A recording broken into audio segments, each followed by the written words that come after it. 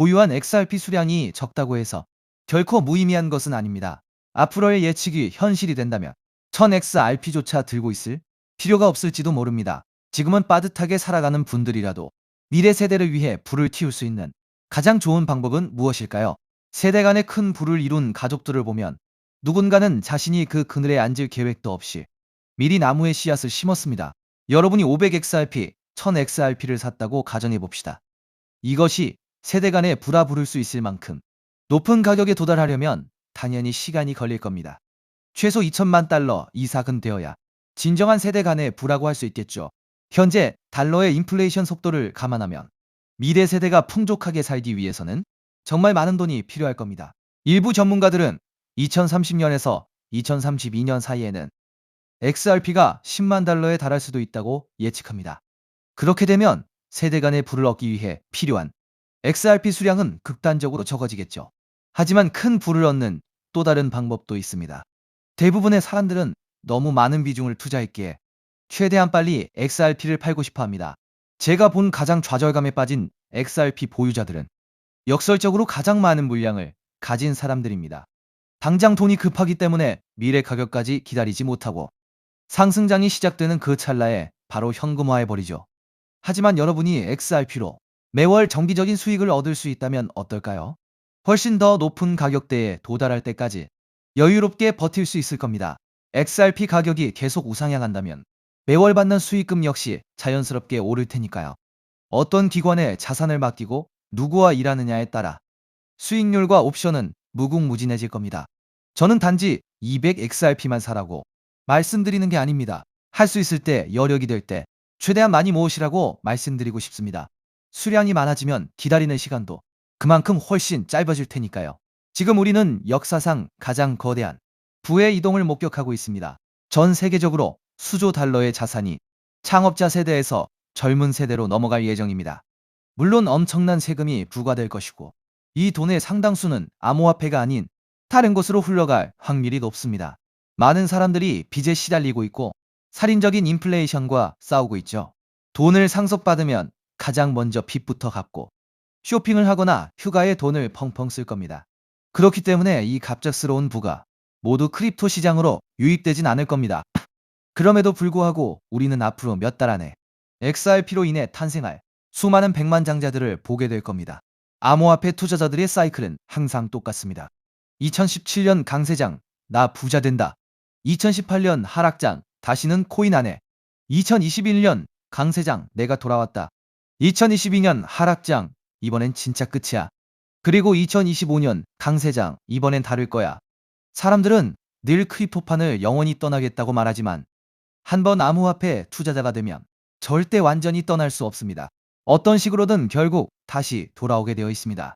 여러분, 589는 XRP를 둘러싼 단순한 밈이 아닙니다. 이 숫자는 XRP의 DNA에 아주 깊이 새겨져 있죠. XRP의 첫 공식 거래 가격은 0.00589로 데뷔했습니다. XRP 상표 한가운데에도 589가 들어가 있고 관련 기관인 히든로드의 주소, 뱅크 오브 아메리카의 주소 등 너무나 많은 우연들이 589와 겹칩니다. 그래서 많은 XRP 보유자들은 결국 XRP가 589달러에 갈 거라 굳게 믿고 있죠. 저 역시 개인적으로 XRP가 5.89달러를 찍고 58.90달러를 거쳐 결국 589달러에 도달할 것이라 믿습니다. 물론 저는 그보다 훨씬 더 높게 갈 것이라 확신하지만요. 전문가들이 XRP가 1000달러에 갈 거라고 강력하게 주장하는 데는 이유가 있습니다. XRP가 당초 구축된 목적대로 세계의 브리지 통화로 사용되고 막대한 규모의 토큰화된 자산을 이동시키려면 결코 지금처럼 저렴한 가격에 머물 수 없습니다. 국제결제은행 BIS의 공식 문서를 보면 유동성 풀이 XRP를 보유하고 있다고 명시합니다. 국가 간의 가치를 이동시키려면 반드시 튼튼한 가교가 필요합니다. 심지어 브릭스 BRICS 국가들조차 서로를 완전히 신뢰하지 않기 때문에 그 사이를 연결해줄 완벽한 신뢰 계층으로서 XRP를 필요로 하고 있습니다. 은행들은 이미 거대한 유동성 위기에 직면해 있고 XRP는 영원히 저렴할 수 없습니다. 그 역할을 수행하기 위해서는 반드시 훨씬 더 높은 가격이어야만 합니다. 언젠가 XRP는 우리 모두를 경제적으로 완벽히 자유롭게 해줄 것입니다. 이러한 상황 속에서 최근 시장에서 ISO 관련 알트코인들이 다시 강하게 움직이고 있습니다. 이미 일부 종목들은 저점 대비 몇 배씩 상승하면서 새로운 메타로 주목받고 있는데요. 작년까지만 해도 시장을 이끌었던 건 AI 메타, RWA 메타, 밈코인 메타였습니다. 그리고 한동안은 솔라나 생태계, 디핀, 게임파이 같은 테마들이 순환매를 만들기도 했죠. 그런데 2026년에 들어오면서 트럼프 정부의 친암호화폐 정책 기대감이 커지고 미국 금융권과 결제 시스템 쪽에서 디지털 자산과 관련된 움직임이 계속 나오고 있습니다. 그 중에서도 시장이 다시 주목하고 있는 키워드가 바로 ISO 2002입니다.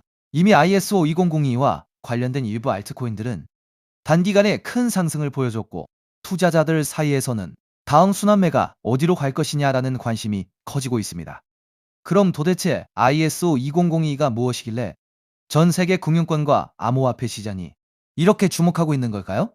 쉽게 설명드리면 ISO 2002는 국제 송금과 결제 과정에서 사용하는 금융 메시지의 표준 규격이라고 볼 수 있습니다. 우리가 해외로 돈을 보낼 때 단순히 돈만 이동하는 게 아닙니다. 보내는 사람의 정보, 받는 사람의 정보, 은행 정보, 결제 목적, 처리 방식 등 수많은 금융 데이터가 함께 이동합니다. 문제는 지금까지 각 나라, 각 은행, 각 금융기관마다 이 데이터를 기록하고 주고받는 방식이 달랐다는 점입니다. 어떤 은행은 A라는 방식으로 정보를 처리하고 다른 은행은 B라는 방식으로 처리합니다. 그러다 보니 국제 송금 과정에서 중간 확인 절차가 많아지고 시간도 오래 걸리고 수수료도 비싸질 수밖에 없었습니다. 우리가 해외 송금을 하면 바로 도착하지 않고 며칠씩 걸리는 경우가 있는 이유도 바로 이런 구조적인 비효율 때문입니다. 그런데 ISO 2002가 자리 잡게 되면 전 세계 금융기관들이 공통된 금융 메시지 표준을 사용하게 됩니다. 쉽게 말해서 각자 다른 언어로 대화하던 은행들이 이제 하나의 공통 언어를 쓰게 되는 겁니다. 미국은행, 일본은행, 유럽은행, 한국은행이 서로 다른 시스템을 억지로 맞추는 게 아니라 같은 표준을 기반으로 데이터를 주고받게 되는 것이죠. 이렇게 되면 국제 결제와 송금은 훨씬 더 빠르고 정확하고 저렴해질 가능성이 커집니다. 바로 이 지점에서 블록체인과 암호화폐 프로젝트들이 주목을 받는 겁니다. 특히 리플 같은 프로젝트는 애초부터 국제 송금과 결제 시장을 겨냥해 만들어졌기 때문에 ISO 2002 흐름과 함께 자주 언급되고 있습니다. 실제로 여러 나라의 중앙은행과 대형 금융기관들은 이미 ISO 2002 전환을 진행하고 있거나 관련 시스템을 도입하고 있습니다. 한국금융권 역시 이 흐름에서 예외가 아닙니다. 결국 과거 국제송금 시장의 중심이 스위프트 같은 기존 시스템이었다면 앞으로는 ISO 2002를 기반으로 한 새로운 결제 표준이 점점 더 중요해질 수 있다는 겁니다. 그렇다면 이런 흐름에서 가장 먼저 떠올릴 수 있는 코인은 무엇일까요? 첫 번째는 당연히 리플, XRP입니다. ISO 관련 코인 이야기를 할 때 XRP를 빼놓고 말하기는 어렵습니다. 리플은 국제 송금과 기관 간 결제 솔루션을 목표로 해왔고 리플렛이라는 네트워크를 통해 금융기관 간 자금 이동을 더 빠르고 효율적으로 만드는데 초점을 맞춰왔습니다. 그래서 ISO 2002 관련 이슈가 나올 때마다 가장 먼저 시장에 관심을 받는 종목 중 하나가 바로 XRP입니다. 차트적으로도 XRP는 한번 움직이기 시작하면 시장의 관심을 강하게 빨아들이는 특징이 있습니다.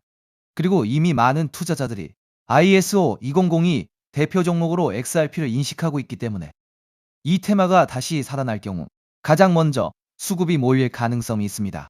두 번째로 볼 수 있는 종목은 스텔라 루멘 XLM입니다. 스텔라 루멘은 업비트 워너마켓에도 상장되어 있기 때문에 국내 투자자들에게도 익숙한 종목입니다. 스텔라는 리플과 뿌리가 닿아 있는 프로젝트로도 잘 알려져 있습니다. 스텔라의 창립자인 제드 맥케일럽은 리플 공동 창립자 출신이기도 하죠. 리플이 기관 간 국제 송금과 결제에 더 초점을 맞췄다면 스텔라는 개인 간 송금, 소액 결제, 그리고 디지털 자산 발행에 더 특화된 성격을 가지고 있습니다. 쉽게 말해서 리플이 대형 금융기관 중심의 결제망이라면 스텔라는 조금 더 실생활 결제와 소액 송금에 가까운 역할을 한다고 볼 수 있습니다. 그래서 XRP와 XLM은 차트 움직임도 비슷하게 나오는 경우가 많습니다. 실제로 과거에도 XRP가 강하게 움직일 때 XLM이 뒤따라 움직이는 흐름이 자주 나왔습니다. 현재도 XLM은 급등 이후 조정과 횡보를 거치면서 다음 움직임을 준비하는 듯한 모습을 보여주고 있습니다. 세 번째로 볼 수 있는 종목은 아이오타입니다. 아이오타는 사물 인터넷, 즉 IoT 생태계와 관련된 프로젝트입니다. 일반적인 블록체인과는 조금 다르게 기계와 기계가 데이터를 주고받고 소액 결제를 처리하는 환경에 초점을 맞추고 있습니다. 예를 들어 미래에는 자동차, 스마트 기기, 센서, 로봇 같은 장치들이 서로 데이터를 교환하고 필요한 비용을 자동으로 결제하는 시대가 올 수 있습니다. 아이오타는 바로 이런 시장을 겨냥한 프로젝트입니다. 수수료 없는 소액 거래, 데이터 전송, 사물 인터넷 기반 결제 시스템이라는 특징 때문에 ISO 2002 관련 테마 안에서도 자주 언급되는 종목입니다. 아이오타 역시 과거 저점 대비 강한 상승을 보여준 적이 있고 현재는 일정 구간에서 횡보하면서 다시 방향성을 만들고 있는 모습입니다. 네 번째는 헤데라, 해시그래프, HBAR입니다. 헤데라는 일반적인 블록체인과는 다른 해시그래프 구조를 사용하는 프로젝트입니다. 빠른 처리 속도, 낮은 수수료, 높은 확장성, 그리고 기업용 네트워크에 적합한 구조를 강점으로 내세우고 있습니다. 특히 헤데라는 대기업과 기관들이 활용할 수 있는 분산형 공용 네트워크를 목표로 하고 있기 때문에 결제, 데이터 처리, 인증, 토큰화 같은 영역에서 활용 가능성이 크다고 평가받습니다. 과거에도 HBAR는 ISO 관련 기대감과 함께 단기간에 매우 강한 상승률을 보여준 적이 있습니다. 다만 이미 크게 오른 구간에서는 추격 매수가 부담스러울 수 있기 때문에 항상 차트 위치와 리스크 관리는 중요합니다. 여기까지가 대부분의 투자자들이 알고 있는 대표적인 ISO 관련 코인들입니다.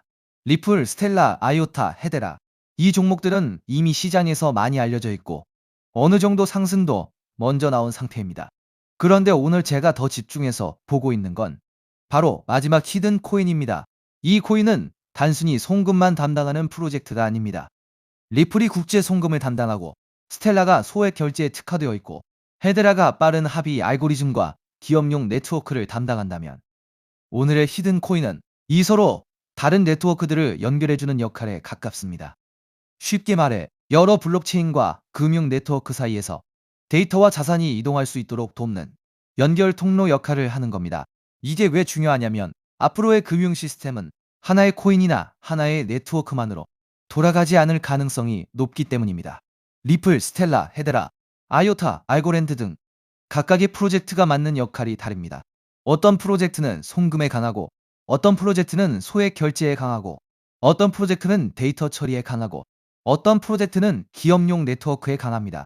그런데 이 모든 네트워크가 서로 따로따로 움직인다면 진정한 금융 표준화라고 보기 어렵습니다. 결국 중요한 건 서로 다른 네트워크들이 연결되고 데이터가 공유되고 자산이 이동할 수 있는 구조입니다. 오늘의 히든 코인은 바로 이 연결성, 즉 크로스체인과 상호 운용성 측면에서 중요한 역할을 할 가능성이 있는 종목입니다. 비유하자면 달러, 유로, 엔화, 원화가 각각 따로 존재할 때 이들을 바꿔주는 환전소가 필요하듯이 블록체인 시장에서도 각기 다른 네트워크를 연결해주는 중간다리 역할이 필요합니다. ISO 2002가 전 세계 금융 메시지의 공통 언어라면 오늘의 히든 코인은 그 언어를 기반으로 여러 네트워크가 서로 소통할 수 있도록 돕는 중요한 연결 지점이 될 수 있다는 겁니다. 제가 이 종목을 더 흥미롭게 보는 이유는 이미 많이 오른 ISO 관련 종목들과 비교했을 때 상승률이 상대적으로 낮다는 점입니다. 리플, 스텔라, 헤데라, 아이오타 같은 종목들은 이미 한 차례 강한 상승을 보여줬습니다. 일부 종목은 저점 대비 몇 배씩 올랐고 이미 시장에서 많은 관심을 받았습니다. 반면 오늘의 히든 코인은 같은 ISO 관련 테마 안에 있으면서도 아직 상승률이 비교적 낮은 편입니다. 오늘의 이 히든 코인은 ISO 2002에 등록된 코인 중 상승률이 작년 11월 대비 98%밖에 안 올랐는데요. 따라서 앞서 설명드린 코인들에 비해 상승률이 낮고 현재 매우 저평가되어 있다고 볼 수 있는 것이죠. 작년 11월 대비 ISO 2만이 종목들은 평균 600% 이상씩 올랐기 때문에 지금 현재 매수를 하기가 매우 부담스러운 상황입니다. 하지만 오늘의 히든 코인은 앞서 말씀드린 대로 98% 정도밖에 안 올랐기 때문에 다른 ISO 2002 코인들의 상승률과 비교해 보았을 때 앞으로 이 상승률의 차이인 500% 정도는 바로 상승할 여력이 있다고 볼 수 있겠습니다. 그리고 현재 거래량이 매우 줄어들고 있고 보시는 것과 같이 박스권 구간에 있기 때문에 패지를 개미털기가 어느 정도 완료되었다고 볼 수 있으며 지금 조금씩 거래량을 올려가고 있기 때문에 오늘 또는 내일 정도면 이 박스권 상단을 돌파 후 500% 정도의 상승세가 예상이 되는 자리라고 볼 수 있습니다. 항상 코인 시장은 변동성이 크고 테마가 살아나더라도 종목별로 움직임은 다르게 나올 수 있습니다. 하지만 지금처럼 ISO 200이 국제 송금, 결제 표준, 크로스체인, 상호 운용성 같은 키워드가 다시 시장에서 관심을 받는 구간이라면 이 히든 코인은 충분히 체크해 볼 만한 가치가 있다고 보고 있습니다. 특히 차트상으로도 거래량이 한동안 줄어들면서 박스권 안에서 에너지를 모으는 모습이 보이고 있고 이후 거래량이 다시 붙으면서 상단을 돌파하는 흐름이 나온다면 시장 관심이 빠르게 몰릴 가능성도 있습니다. 중요한 건 이미 크게 오른 종목을 뒤늦게 따라가는 것보다 아직 시장이 완전히 주목하기 전에 가능성 있는 종목을 미리 공부해두는 것입니다. 그래서 오늘은 대부분의 사람들이 알고 있는 XRP, XLM, IOTA, HBAR가 아니라 그 뒤에 숨어있는 ISO 관련 핵심 히든 코인을 따로 정리해드리려고 합니다. 이 코인은 국제 송금 시장에서 단순한 결제 역할을 넘어 여러 네트워크를 연결하고 데이터와 자산의 이동을 돕는 중요한 인프라 역할을 할 가능성이 있습니다. 그리고 개인적으로는 아직 시장에서 충분히 재평가받지 못한 구간이라고 보고 있습니다. 오늘 말씀드린 ISO 2002 핵심 히든 코인의 종목명이 궁금하신 분들은 영상 아래 더보기란에 있는 구글 폼 링크를 확인해 주세요. 구글 폼을 제출해 주시면 제가 즉시 확인한 후 제가 오늘 영상에서 설명드린 ISO 생태계 안에서 크로스체인 연결과 환전소 역할을 할 수 있는 히든코인 종목명을 정리해서 안내드리겠습니다. 단순히 종목명만 던져드리는 것이 아니라 왜 이 종목을 보고 있는지, 어떤 역할을 하는지, 현재 어떤 구간을 체크해야 하는지도 함께 확인하실 수 있도록 정리해두겠습니다. 제가 선착순 100분까지만 정보를 공유드리려고 하는데 어제부로 이미 62명이 신청하셔서 정보를 받아갔습니다. 남은 자리는 단 38자리이니 정보를 꼭 받아서 좋은 가격에서 선점해서 큰 수익을 내고 싶으신 분들은 지금 바로 신청해 주시면 되겠습니다. 코인마켓캡의 커뮤니티 투표 결과에서도 무려 96%나 되는 사람들이 이 코인의 폭등에 투표한 것을 볼 수 있죠. 리플 XRP의 성장과 함께 수백, 수천 배 동반 성장할 이 코인 정보를 저희 구독자 여러분들께만 무료로 공유해 드리려고 합니다.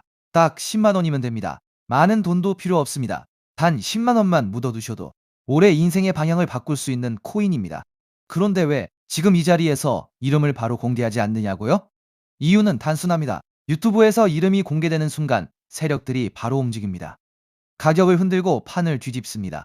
그리고 뉴스가 나오고 사람들이 몰리기 시작하면 그때는 이미 늦습니다. 이 시장은 정보가 퍼진 뒤에 사는 사람이 아니라 퍼지기 전에 움직인 사람이 가져가는 구조입니다. 결국 선점이 전부입니다. 이건 단순히 좋은 코인을 찾는 문제가 아닙니다. 지금 시장에서 2026년을 버티기 위한 필수 선택에 가깝습니다. 최근 시장 하락으로 원금 손실이 컸던 분들 많으시죠? 이 코인은 그런 분들도 한 번에 만회할 수 있는 가능성이 있는 구간에 있습니다. 그래서 저는 아무에게나 공개하지 않습니다. 저를 믿고 설문에 참여해주시는 구독자분들께만 이 히든 코인의 이름, 진입 구간, 그리고 목표 가격까지 모두 공유드리겠습니다. 당연히 저는 10원도 요구하지 않고 무료로 우리 구독자분들께만 공유해 드릴 겁니다. 왜 돈도 안 받고 이런 정보를 알려주냐고 하시면 제 유튜브 채널 좀 튀어보고 싶어서가 다여서 구독과 좋아요 한 번씩만 부탁드리겠습니다.